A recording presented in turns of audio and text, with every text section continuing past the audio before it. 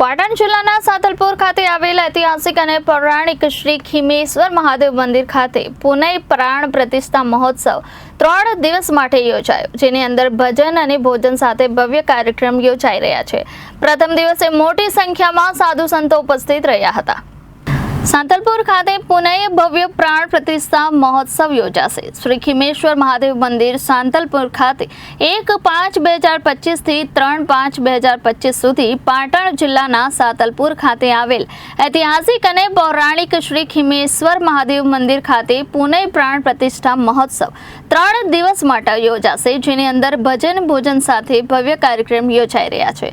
પ્રથમ દિવસે મોટી સંખ્યામાં સાધુ સંતો ઉપસ્થિત રહ્યા હતા। આ 3 દિવસ અંદર પ્રથમ દિવસે પ્રાણ પ્રતિષ્ઠા મહોત્સવ, બીજા દિવસે ભવ્ય સંતવાણી, જેના કલાકારો ગોપાલ સાધુ ભજનિક અને પૂનમબેન ગોંડલિયા ભજનિક અને સાહિત્યકાર ઘનશ્યામભાઈ ઝુલા, સંતોષભાઈ ઠાકોર ભજનિક અને અન્ય કલાકારોની ઉપસ્થિતિમાં ભવ્ય સંતવાણી કાર્યક્રમ યોજાશે। પ્રતિષ્ઠાના આચાર્ય સુરેશભાઈ રાવલ અને સાથે સાથે ધર્મસભાનું આયોજન કરનાર ધર્મસભાની અંદર જગતગુરુ શંકરાચાર્ય શ્રીમદ સ્વામી વાસુદેવાનંદ સરસ્વતીજી મહારાજ ધર્મસભાની અંદર ઉપસ્થિત રહેશે। શ્રી ખીમેશ્વર મહાદેવ પુનઃ પ્રાણ પ્રતિષ્ઠા મહોત્સવની અંદર 3 દિવસની અંદર ભવ્ય કાર્યક્રમનું આયોજન મહંત શ્રી વિષ્ણુગીરી બાપુ દ્વારા સાંતલપુર ખાતે કરવામાં આવ્યું હતું। સરસ મજાની ખીમેશ્વર ગૌશાળા ખાતે નવીન બનાવેલ મંદિરની અંદર ભવ્ય પ્રાણ પ્રતિષ્ઠા મહોત્સવ યોજાઈ રહ્યો છે। सत्य सनातन धर्म की जय, गौ माता की जय। आज सांतलपुर पवित्र पावन धरा त्या कने पूज्य विष्णुगिरीजी महाराज श्री शंभुपद स्नाम जूना अखाड़ा यहाँ गौ भक्त और गौ सेवक जेने कही सकी सरोवर सरोवर संत जन चौथा वर्षत मेघ परमार्थ ने कारणे चारो दरिया दे। ये आज जोईए तो आपने विष्णुगिरी बापूनी अंदर आपने बधी वस्तुना दर्शन थई रह्या छे। गौ भक्त परमार्थनी सेवा અને સાધુનો જેને ત્યાગ કહેવાય પરમ સંન્યાસી એવા પૂજ્ય વિષ્ણુગીરીજી મહારાજની અંદર આપણને પરમ દર્શન થઈ રહ્યા છે। બડે ભાગ માનુષ તન પાવા સુરન રૂપ જનસને ગાવા એવી આજ પૂજ્ય ત્રિદિવસીય પ્રાણ પ્રતિષ્ઠા મહોત્સવ યજ્ઞ પૂજ્ય આચાર્યજી મહારાજ અને પરમ ખીમેશ્વર મહાદેવની પ્રાણ પ્રતિષ્ઠા મહોત્સવ અત્રે પધારે સર્વ સંતો મહંતો જગતગુરુ શ્રી શંકરાચાર્યજી મહારાજ પધારશે।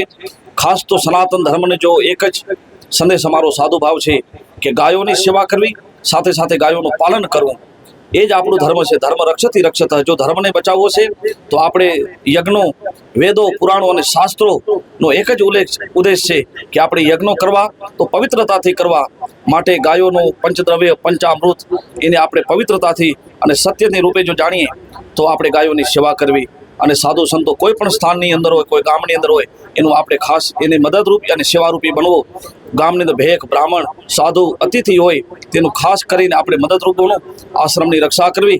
અસ્તુ ઓમ નમો નારાયણ। આદેશ महंत योगी रमायनाथ जी, गुरु योगी शरणायनाथ जी, कंथरनाथ जी मटी मनफरा कच्छ। देव सांतलपुरनी पवन धरा पर वर्षोथी आ खीमेश्वर महादेवનું મંદિરનું સાનિધ્ય રહ્યું છે। સવિશેષ વિષ્ણુગીરી બાપુ આવ્યા પછી એ વિશેષ ગાયોની પૂજા થાય છે, ગાયોની સેવા થાય છે। ગાવો વિશ્વસ્ય માતરઃ, એ હજારોની સંખ્યામાં ગાયો રહે છે।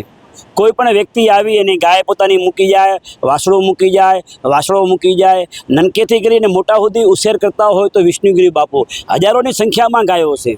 ગાય બચવી જોઈએ। જ્યાં સુધી ગાય નહીં બચે ત્યાં સુધી આપણા માનવ સૃષ્ટિ ઉપર કાંઈ વધવાનું નથી।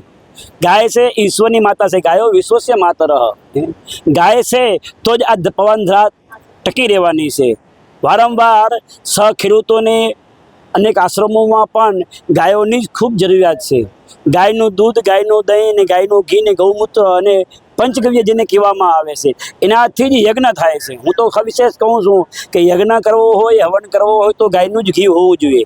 જો ગાયનું ઘી ના હોય તો યજ્ઞનો કોઈ મતલબ નથી, કારણ કે યજ્ઞની અંદર 1 ચમચી ગાયના ઘીની આહુતિ આપવામાં આવે તો 100 લીટર ઓક્સિજન ઉત્પન્ન થાય છે। એટલે સવિશેષ જેટલા આશ્રમો છે, સંન્યાસી છે, ભૂદેવો છે અથવા સમસ્ત હિન્દુ ધર્મને મારી એક જાહેર અપીલ છે કે પોતાના ઘરે એક ગાય રાખો। ગાયો બચાવો એ વાતો આપણે ખૂબ કરીએ છીએ, રેલીઓ આપણે ખૂબ કાઢીએ છીએ ગાયોને બચાવવાની માટે, પણ ગાયોને બચાવવા માટે પોતે સ્વયં જાગૃત નહીં થાય ત્યાં સુધી ગાય બચશે નહીં।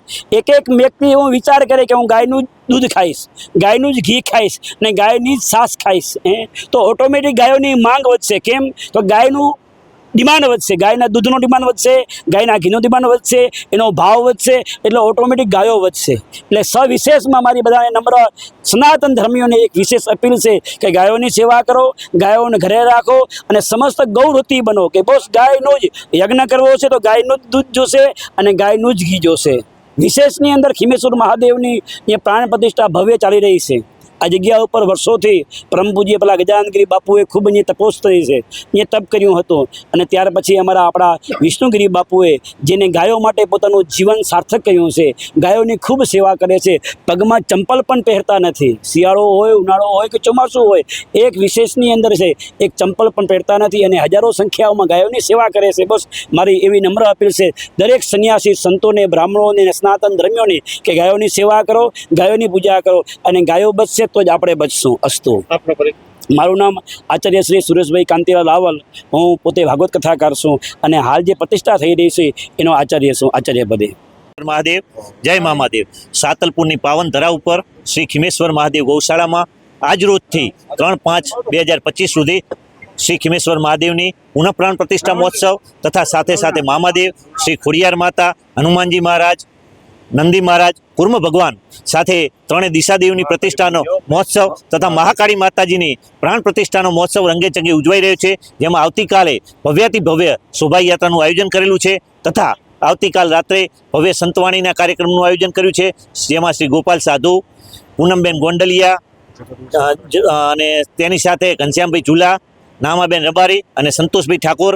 અને સવિશેષ તો હાજરી આપણા માટે ઉત્સાહની વાત એ છે કે આ સાતલપુરની પાવન ધરા ઉપર જગતગુરુ સ્વામી વાસુદેવાનંદ સરસ્વતીજી મહારાજની વિશેષ ઉપસ્થિતિ આવતીકાલ અને પરમ દિવસે 2 દિવસ રહેવાની છે. તો સર્વ ધર્મપ્રેમી જનતાને જગતગુરુ શંકરાચાર્યજીના દર્શનનો લાભ લેવા તથા પ્રાણ પ્રતિષ્ઠા મહોત્સવમાં યજ્ઞમાં હાજરી આપવા માટે સર્વને નમ્ર અનુરોધ છે. જય ગૌ માતા, જય. Bureau report Janadesh news Patan.